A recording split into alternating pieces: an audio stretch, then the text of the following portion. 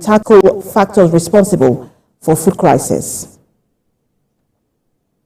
Away from that, the Benue State House of Assembly has asked security advisors to Governor Alia, Alexander Igbaya, the Commander of Livestock Guards, and the Commander of Benue Community Guards to resign immediately if they cannot stop the influx of herdsmen and killings in the state. Mayowa Kwato has details in this report. This legislative session is presided over by the Speaker of the Benue State House of Assembly, Onduna Daju. An interrogation by lawmakers seeking to know why the livestock guards and community volunteer guards have stopped arresting herdsmen who graze openly. This, they believe, is the reason for the killings in the state. To the livestock guards, are you being paid as at now? Is your salary and wages being taken care of up to this point? And if the answer is no, then it calls for worry. As a commander, those who are commanding livestock and volunteer guards decided to collaborate with these people to kill our people. Responding to many questions asked, the security advisor on internal affairs said most of their efforts cannot be discussed openly because of its sensitivity. The government of Benue State, as it stands, has never and will never concede to the issue of any form of invasion, whether deliberate or manipulation. And so, wherever they're coming from, it is a question of just a few days. We shall dig the day to the last. These explanations didn't go down well with the House members. Yeah, I just say they should overhaul the security architecture of the state, which, should I say, is directly asking that all of you should be sacked. Or they have to allow you to stand up and justify before this House why such recommendations should not be made. We have seen that there is a slack in the operationalization of the anti-open grazing law in the state, which has allowed a lot of herdsmen to come in all over the state to torment our farmers, and nobody is going to the farm again. People are being killed. So the House today wanted to know from the security operatives and the security advisors of the governor why the situation has deteriorated. Not satisfied, the members give marching order to the advisors and guards to return with favorable results and verifiable proof to the House next Tuesday or face sanctions. Mayowa Kwato, TVC News, Makadi.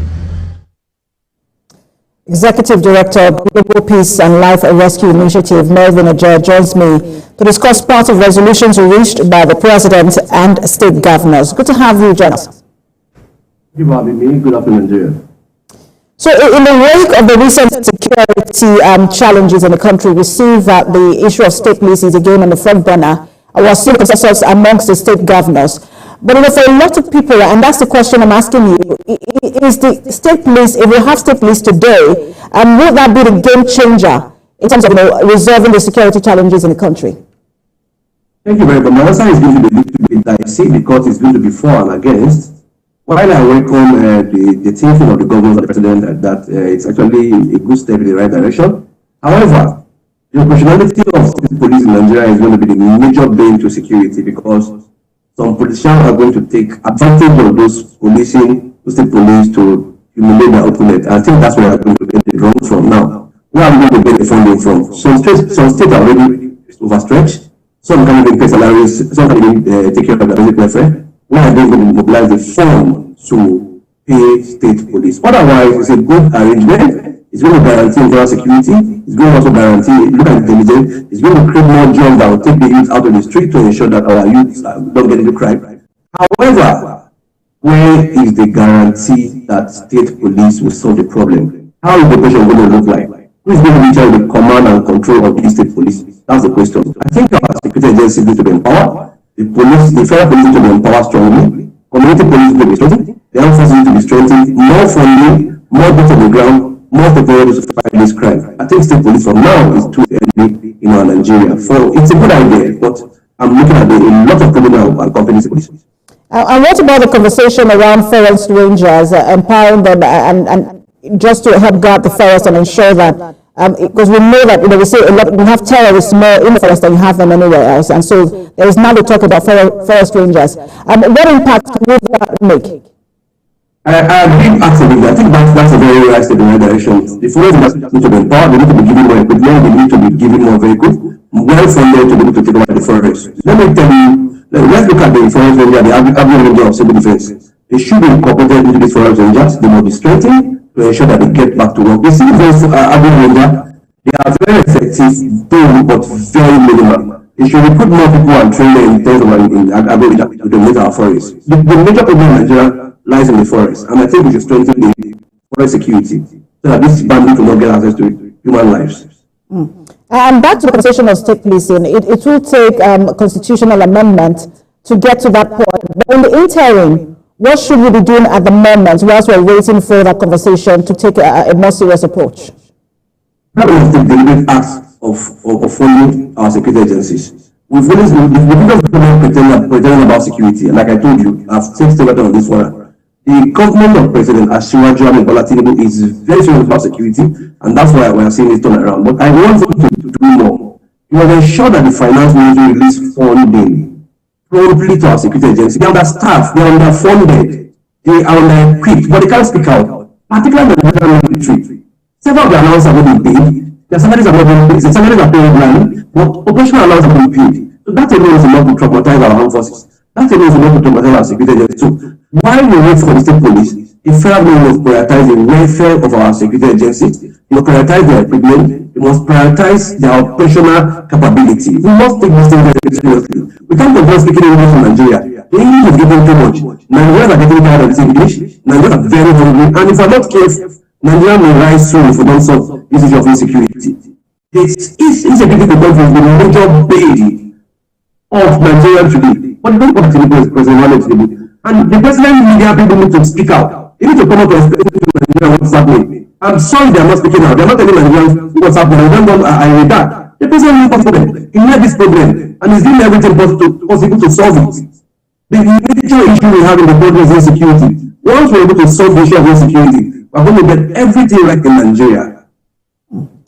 Thank you so much for your time, as always. Executive Director of Global Peace and Life Rescue Initiative, Melvin Aja. Thank you for having me. Have a nice day. We're staying on security matters. Former military personnel eligible for the payment of pension will no longer have to converge on Abuja or any of the military pension office for verification. This is because the military authorities have launched a new digital platform for verification of pensioners. Sifon Essien has more. The Military Pensions Board was established to handle the payment of pensions and other benefits to retired military personnel or death benefits to the next of kin. Over the years, eligible military pensioners have faced daunting challenges of verification, as they often have to travel long distances for the exercise despite their age. In a bid to eliminate the challenge, the military authorities through the Pensions Board developed a digital platform for managing pension. The physical verification exercises were largely successful as they helped the board to maintain a comprehensive and reliable database that helped for budget preparation and pension payments. This has also helped the board to reduce the pension bill.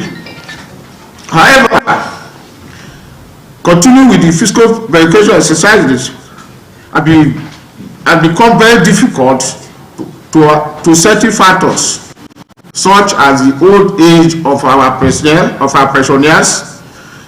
the high cost of transportation, the body of those that are in abroad traveling to Nigeria. The app-based system would afford the retired service personnel the opportunity to get verified from the comfort of their homes.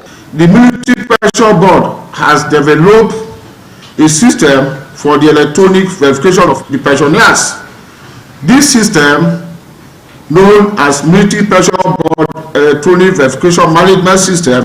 A pilot phase for 300 pensioners will be conducted later in the month. The Military Pensions Board believes that with the new system, the challenges faced by pensioners would be eliminated. Sifon Essien, TVC News, Abuja. News at 1. We'll take a break and return with more stories in a moment. Stay with us.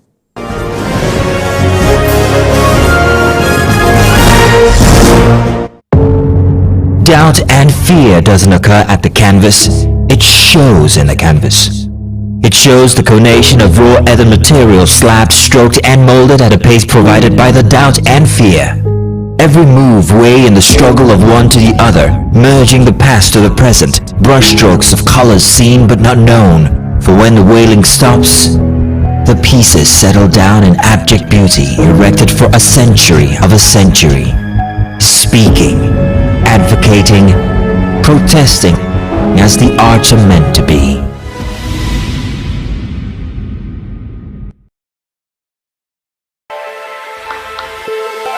Every weekday on Business Nigeria, we uncover the secrets of the financial world, breaking down intricate economic and financial matters. We analyze the stock market, shares, bonds, and the thrilling world of cryptocurrencies. We unveil and analyze complex policies of the CBN and other government parastatals as they affect your everyday life, keeping you a step ahead every time.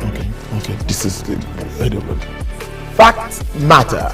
Our team dives deep to separate fact from popular opinion. We simplify complex government policies as it impacts your everyday life, helping you navigate the ever-changing financial landscape. Watch Business Nigeria every weekday at 2 p.m. only on TVC News. First with breaking news. Our planet, our home, threatened by man's activities with fear.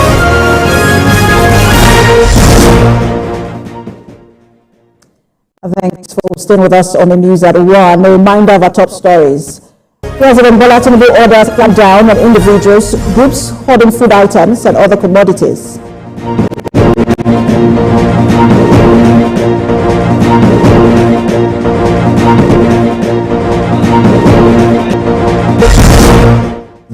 Benue State House of Assembly asked livestock guards, community volunteer guards to resign or stop the influx of herdsmen and killings in 7 days. After Nigeria jailed Russian opposition leader and Vladimir Putin's critic Alexei Navalny is dead.